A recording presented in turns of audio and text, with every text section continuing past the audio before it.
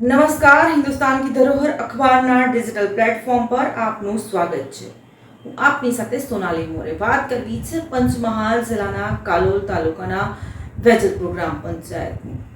વેજલપુર ગ્રામ પંચાયત અને આ વેજલપુર ગ્રામ પંચાયતમાં પાછા આવતા રૂપિયાથી જનતાનો વિકાસ કરવાની જગ્યાએ આજે અધિકારીઓ અને પદાધિકારીઓ છે એ ફક્ત ને ફક્ત પોતાનો વિકાસ કરવા બેઠા હોય એમ તેમને આજે ગામના રહીશોને જે પડતી મુશ્કેલીઓ છે એ મુશ્કેલીઓ સામે તેમણે આંખ આડા કાન કરી લીધા છે, આંખે પાટા બાંધી લીધા છે અને કાનમાં ડાટા મારી રાખ્યા હોય તેમ આજે વેજલપુરની જે જનતા છે, વેજલપુરના જે રહીશો છે એ રહીશોની તકલીફો અને સમસ્યાઓને દૂર કરવામાં જાણે તેમને તાવ આવી જતો હોય તેવા દ્રશ્યો સર્જાયા છે ને ત્યાંના જે રહીશો છે એ રહીશોએ વારંવાર રજૂઆતો કરવા છતાં સરકાર આ જે વિસ્તાર છે એ વિસ્તારની સાફ સફાઈ માટે ગ્રાન્ટ ફાળવે છે, નથી ફાળવતી એવું નથી, પરંતુ વચેટિયાઓને પોતાના ખિસ્સા જ ગરમ કરવામાં રસ હોય તેવા આક્ષેપો ત્યાંના જે સ્થાનિક રહીશો છે વેજલપુરના એ સ્થાનિક રહીશો લગાવી રહ્યા છે। ઉર્દુ શાળાની બાજુમાં જે ગંદકી ખદબદી રહી છે એ ખદબદતી ગંદકીમાં સામે આવતી ચોમાસાની સિઝનમાં જો કોલેરો કે નિમોનિયા જેવો રોગચાળો ફાટી નીકળે તો તેનો જવાબદાર કોણ? આવું સાંભળીએ ત્યાંના જે રહીશો છે એ રહીશો કયા પ્રકારનો બળાપો જે અધિકારીઓ અને જે પદાધિકારીઓ છે તેમના પર કાઢી રહ્યા છે। સાંભળીએ તેમના જ મોડે આ વિડીયોમાં। શું રજૂઆત છે તમારી ગંદકી વિશે?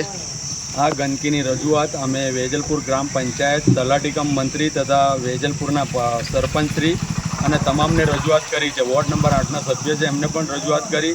છાસવારે રજૂઆત કરતાં આ ગંદકીનો કોઈ પણ જાતનો નિકાલ થતો નથી અને પંચાયતમાં સફાઈની જે કંઈ ગ્રાન્ટ આવે છે એનો અહીં કોઈ ઉપયોગ આજ દિન સુધી કર્યો નથી અને અમે ઘણી વખત આ રજૂઆત કરી છે। આ જે રજૂઆત કરી છે અમે ઘણી વખત કરી છે પણ આનો કોઈ પણ જાતનો નિકાલ થયો નથી અને અહીં બાજુમાં ઉર્દુ સ્કૂલ આવેલી છે અને આ ઉર્દુ સ્કૂલના 1000 બાળકો છે અને એનું કંઈ પણ થશે તો એ જવાબદારી કોની રહેશે? બાળકોનું પણ આ લોકોને કોઈ ચિંતા છે નહીં અને અહીંયાથી આ જવાનો જે રસ્તો છે એ રોહિતવાસ ભોયવાળા અને બીજી સોસાયટી અને ચલાલી તરફ જવાનો રસ્તો પણ છે। કોઈ પણ જાતનો આ રસ્તાનું અને આ નાળાનું બી કીધેલું છે, છાસવારે રજૂઆત કરેલી છે પણ કોઈ કામ થતું નથી। વેજલપુર ગ્રામ પંચાયત પાસે ગંદકી નાખવા માટે કોઈ જગ્યા છે ખરી? ગંદકી નાખવા માટે એમને રજૂઆત કરી છે કે અમારી પાસે કોઈ જગ્યા નથી અને લોકો કોઈ જગ્યાનું નિરાકરણ લાવતા નથી। તો આ ગંદકી કયા કારણસર થતી હશે આ વિસ્તારમાં? અહીંયા કોઈ નાખવાની સુવિધા નથી એટલે પબ્લિક અહીંયા જ આવીને નાખે છે।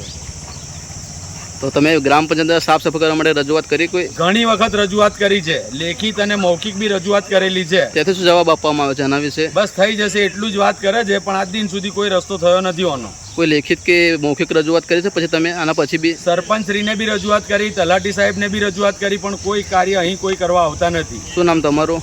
મહેબૂબ અબ્દુલ કાદિર બદના, વેજલપુર, સ્થાનિક રહેવાસી, પીપળી ફળિયા, વેજલપુર।